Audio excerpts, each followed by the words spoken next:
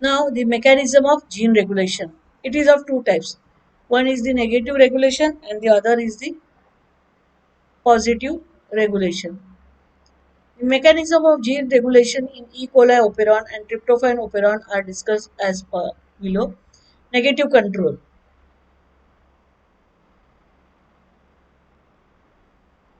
The first switch in the lac operon of E. coli is the repressor protein. In negative control, the transcription is controlled by repressor protein, which is an allosteric protein.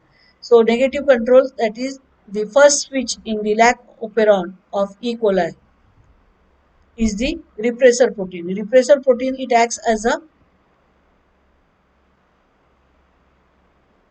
first switch in the lac operon of E. coli. In negative control, the transcription is all under the control of the repressor protein, which is an allosteric protein.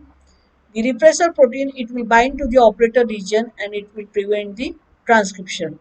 So just imagine that the repressor protein, it is when it is getting binded to the operator region, it will stop the transcription. It will prevent the transcription process. So it prevents the transcription by blocking the RNA polymerase. Thus, when repressor is bound to operator, the transcription is switch off. So when the repressor gene is binded to the operator gene, then the transcription is switch off. This is the negative control. Thus, the on-off switch of protein synthesis is governed or is under the control of free or occupied position of the operator gene.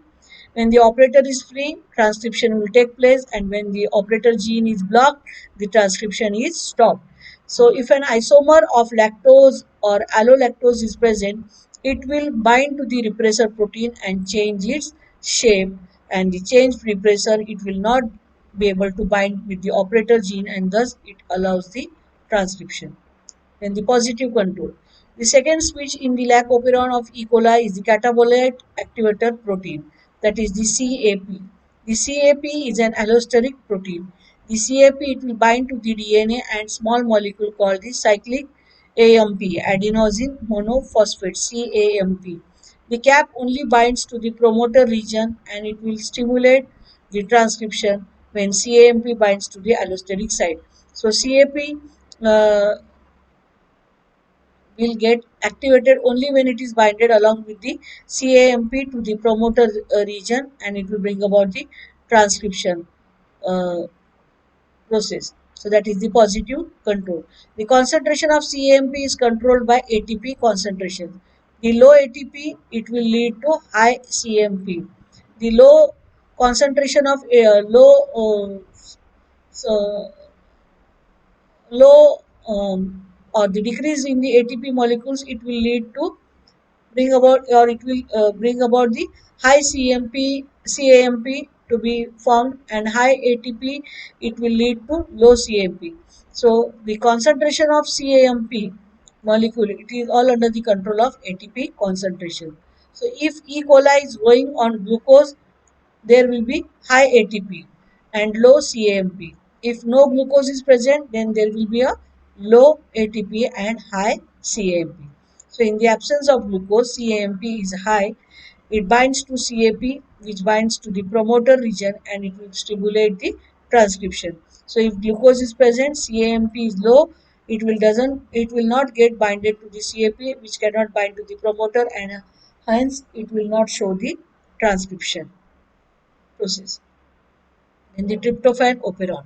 The tryptophan operon, in short, is the TRP operon, which is regulated by TRP, which is the product of the metabolic pathway. So tryptophan operon is the repressor model. We can say the tryptophan operon, it contains the genes that makes 5 enzymes in the biosynthetic pathway for the production of amino acid tryptophan. In TRP operon, the negative control is associated with a repressor protein. So in the tryptophan operon, the negative control is associated or is seen along with the repressor protein. However, the repressor protein only it will bind with the operator gene when an allosteric effector is bound to it. And the tryptophan is an allosteric effector which is called a co-repressor in tryptophan operon also. the transcription is controlled by free or occupied position of the repressor molecule. If the repressor protein does not bind with the operator gene, the transcription will take place.